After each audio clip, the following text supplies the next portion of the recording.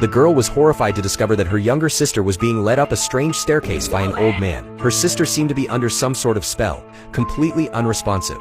In order to save her, Alice had no choice but to follow them up the stairs to find out what lay beyond. What she saw was like a world apart from reality, a vast field of golden rapeseed flowers, completely empty except for a solitary villa that stood eerily silent in the distance. As she walked toward the house, a big-headed doll suddenly appeared in the flower field. Even though the house was clearly in front of her, no matter how much she walked, it only seemed to get farther away. Just as Alice began to panic, the strange old man reappeared. He pulled a human hand out of the soil, terrifying Alice with the bizarre sight. But she had no time to question him.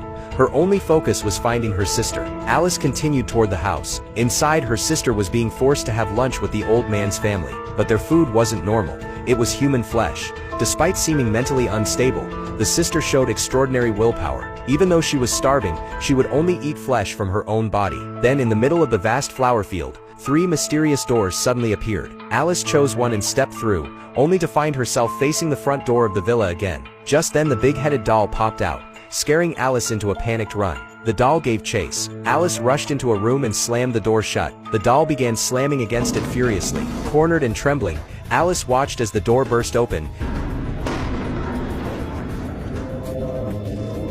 and the towering, 8-foot-tall, grotesquely proportioned doll slowly approached. Just as it reached out to touch her, hallucinations suddenly flooded Alice's mind. When she came back to her senses, she saw the doll collapse to the floor, saved by none other than the old man. Shaken, Alice asked the old man what that thing was. He simply replied, "That's your illness. It has always been hiding in your mind."